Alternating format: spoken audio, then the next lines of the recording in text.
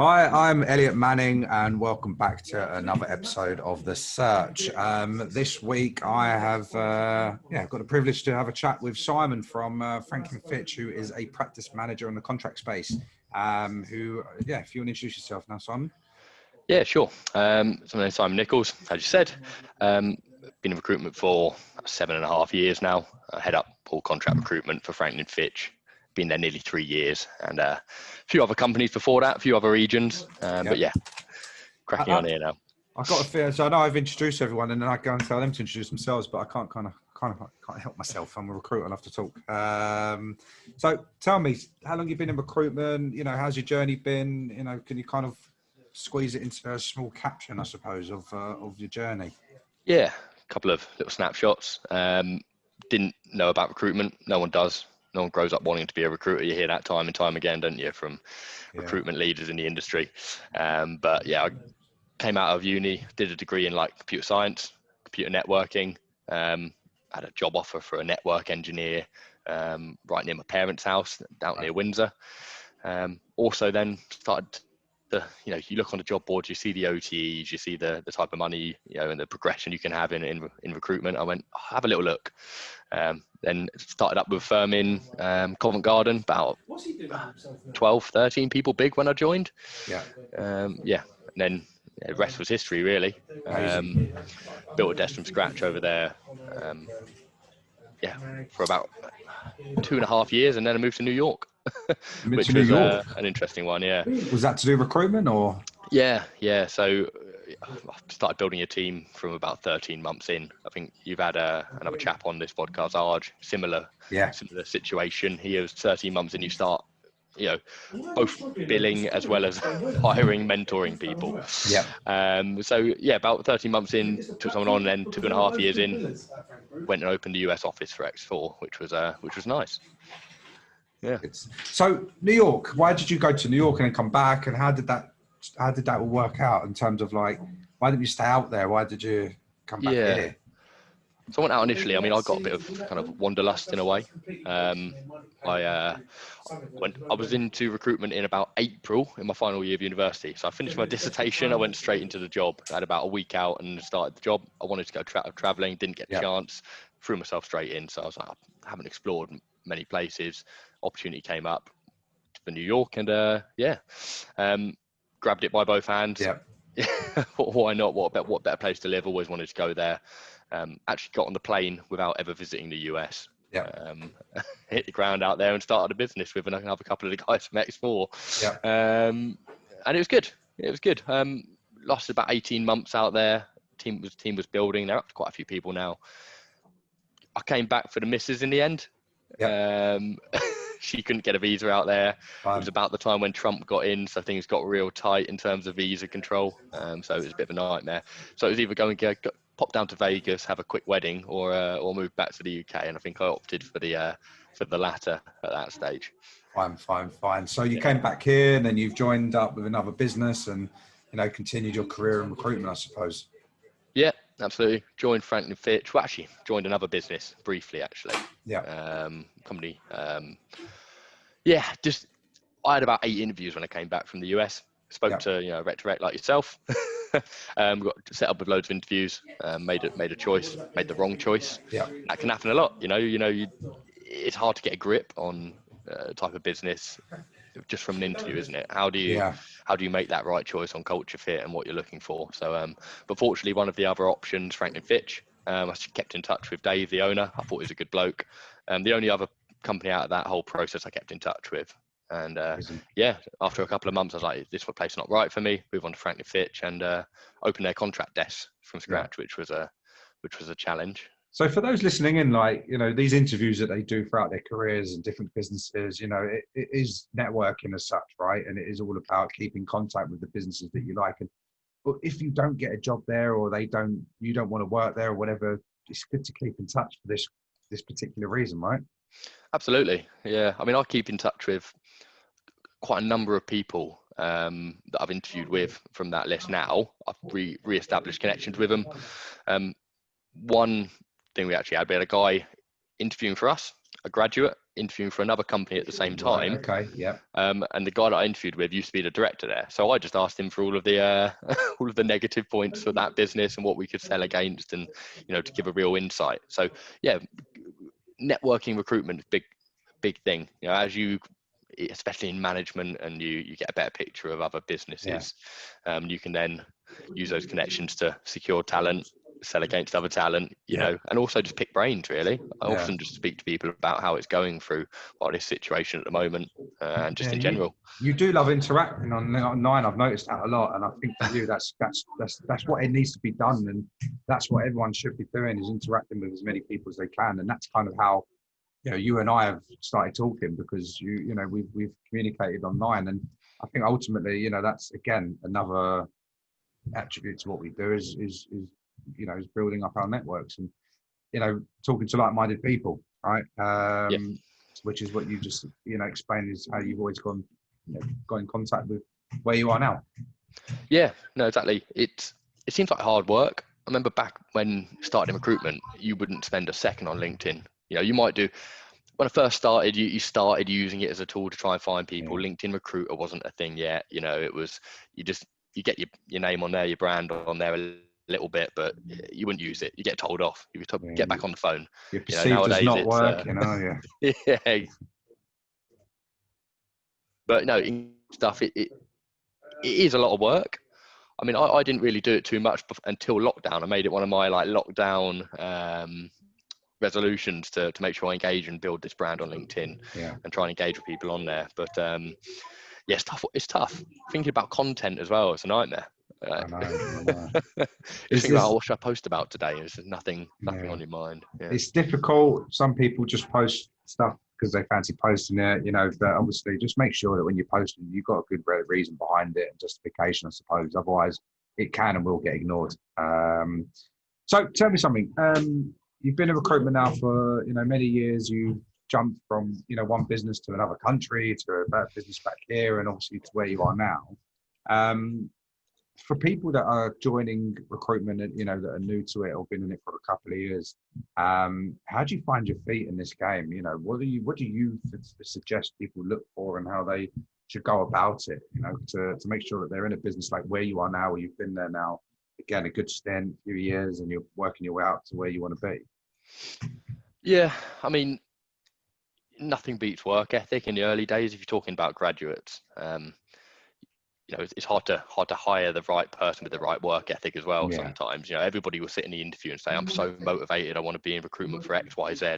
When it comes to it, they're out the door in 5 months because they just couldn't stick it out and don't have that kind of internal desire. Set yourself targets, break it down. Where do you want to be? How do you, and break that down backwards to day one? And that starts with the first call. Amazing. So speak to your management, speak to people around you that are doing well in the early days, and then just get your head down, work hard. Trust me, when you're fresh, it's easier. In the first couple of years, if you flag early, it's going to be a tough old game for you over the coming years in recruitment, because it doesn't get any easier.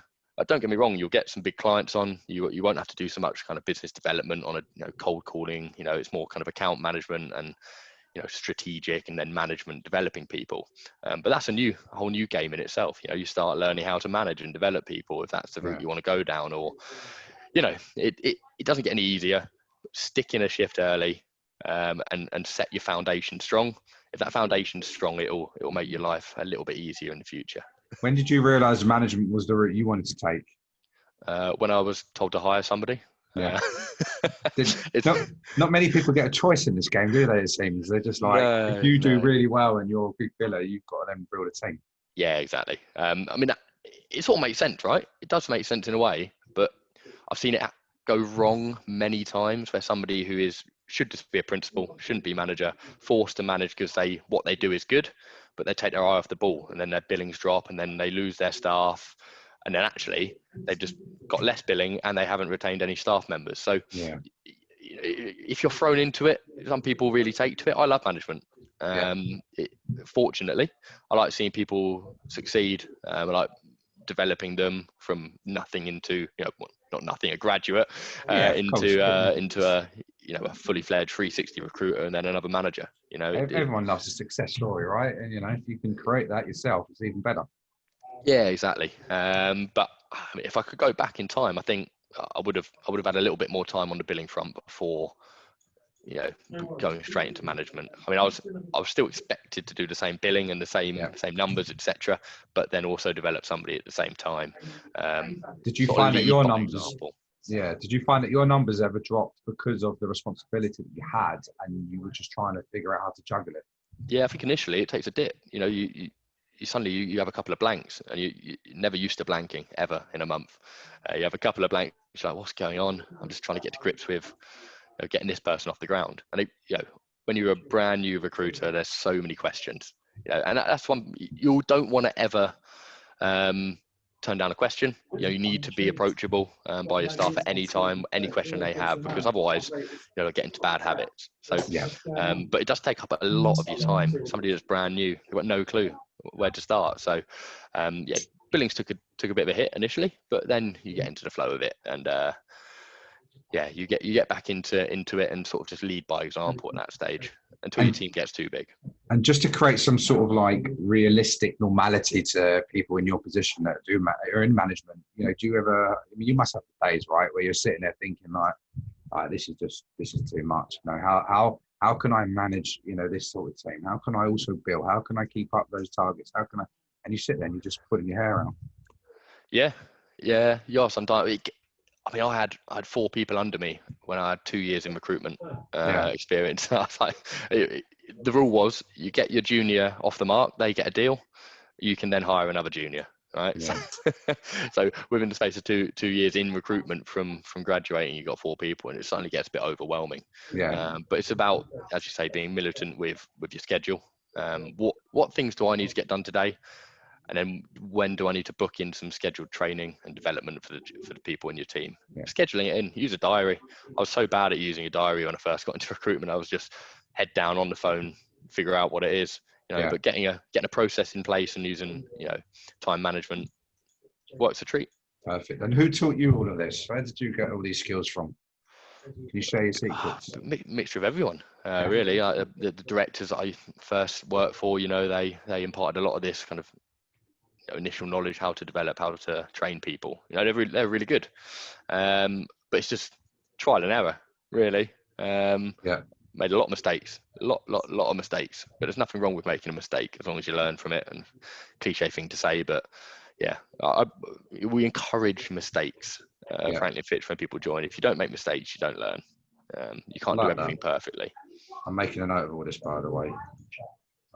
Good quotes here and some good notes, I suppose. I like that sort of methodology, and the amount of recruitment companies we deal with and we talk to, obviously being a rec to rec, to work with a business that can have that kind of approach to it is refreshing.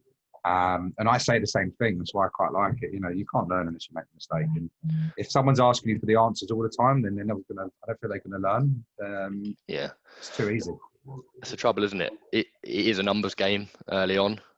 Because you don't have the tool set yet to go and pull a job from a client, without failing. You're not going to be able to overcome all those objections and battle that down.